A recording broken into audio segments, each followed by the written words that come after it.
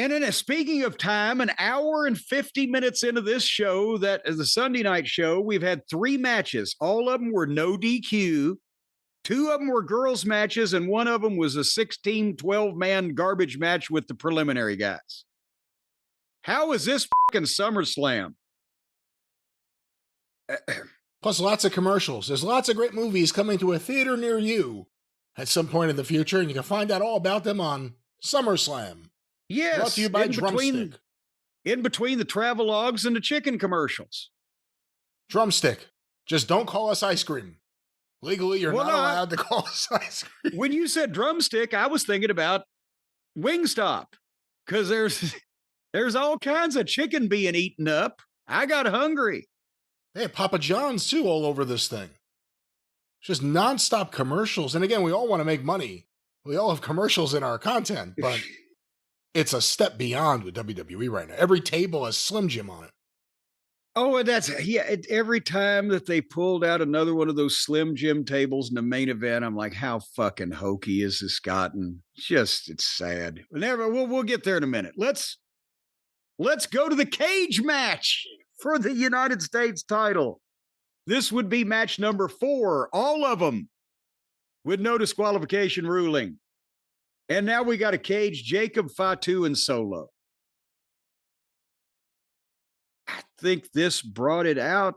What we were talking about, Jacob Fatu is amazing.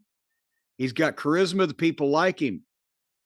But the drawbacks of the matches with Solo, it's like Solo is too similar style, but not as good. Because they have similar styles and they're in the family, they're related. They also have kind of the same drawbacks, and Solo's drawbacks kind of, to me, point out Jacob's drawbacks in some of his work. They don't have a good match. Solo is not over to the level that he was in the group originally, when the group was still somewhat the same group instead of now the Tongan embassy has taken over. And they did the escape the cage rules. It under 10 minutes, it was already dragging. It was not a good cage match. Brian, am I being too critical? I love Jacob Fatu. No, I don't think it was very good. Again, the fans weren't super into it. In terms of the Solo reaction, remember a couple of years ago, all he had to do was put his thumb in the air and people would scream. They don't react to the thumb at all anymore. Yeah. They give the thumb the finger. And then the faction, I've always liked Jeff Cobb, but the faction, Tonga Loa, Jeff Cobb, JC Mateo, and Heckel, I'm saying everyone's other name, or Tala Tonga. It just seems like a step below, or it just doesn't seem like you should care. I don't know. Great value, Timu. And then Jimmy Uso get involved in this too. I mean, it's like all of these guys are all involved in stuff together. It would probably help everyone to work with other people. Yeah. Yeah.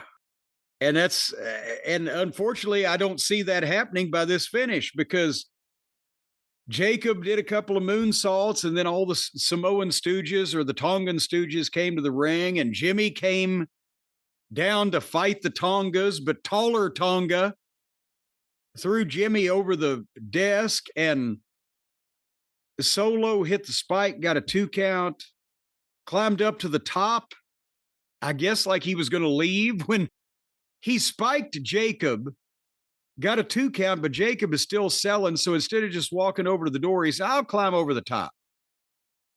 Which is another thing I've always hated about the WWF cage matches. It's just nonsensical. But nevertheless, Jacob went after him, Solo dropped down, and Tonga Loa climbed up and came over the top of the cage. And he's in the ring while Taller got handcuffs and cuffed Jacob to the top of the cage.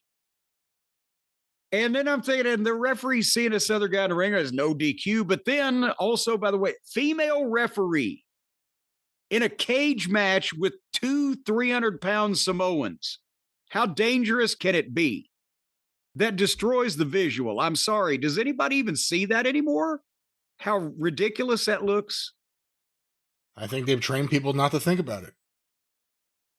Can you see a female referee to a goddamn cage match in Greensboro in 1979 between Ric Flair and Blackjack Mulligan? Who's the female? Anybody. I can see like Stella Mae French doing it. Well, Stella And Mae so can you. And so can you, because I can tell by your Stella- reaction. Stella Mae wasn't available. She was working at the dry cleaners in Irving. I told you that, right? You did, yeah. She was my dry cleaner. Anyway, so Solo crawled to the door and JC, whatever, opened it, but Jacob Fatu broke the cuffs, which they missed the shot of. Replayed it later. Jacob caught him, and here came old Taller and gave the cage door a big boot, which flew into Jacob's head. He had momentarily earlier in the match done a deal where Solo ran him headfirst into the cage, and he no-sold it because of his hard head. And the frame didn't hit him like they did in the famous, Michael Hayes slams the door on Kerry Von Erich's head in Reunion Arena Christmas night. The wire hit him, and he took a big bump, and Solo dropped to the floor. Not good. Too gimmicked up for no reason, and they need to get Jacob away from Solo, but now Jacob's got to beat him first. So that was that. Yes, it was, and we're moving on. For that, I'm telling you. For that, the cage hung up above the ring for 2 nights of SummerSlam. Yes, for 10 minutes of blah. But if that Taller Tonga had a big old fucking head with a goddamn giant Cro-Magnon brow, that finish would have got over. But as it was, he looked like a goddamn member of a boy band's head stuck on a goddamn giant's body. It's a little teeny. It needs to be big and bucket-sized. Would a mask help? I mean, you can't do it now. You can't put... No, then he'd look like Jerry Stubbs when he was Mr. Olympia. They used to call him P-Head because he was a big, jacked up bodybuilder with his huge arms and his huge chest. And when he put a mask on, he was bald anyway. It made his head look like his little goddamn pea sitting on top of these boulder shoulders. Old Taller Tonga would look like even more like a pea head because it would mash his hair down if he wore a mask. Should he do anything unless different with it was his hair? A padded mask? What if he changed his hair into like a fro so that it stood up as opposed to Jerry curled down? No, because it's not the size of the hair, it's the size of the head. Look, Andre added a couple of inches with his afro style, but it was still that giant, enormous brow and fucking jug head. If he had a afro, then he'd just look like a guy with an afro on a peanut. I'm telling you, they need to do something to shoot him up with some kind of hormones. Make his head grow. Block his. Do you block the pituitary or you open the valve up? Open the pituitary valve up. His head will be big enough in a year and a half. He can make some money.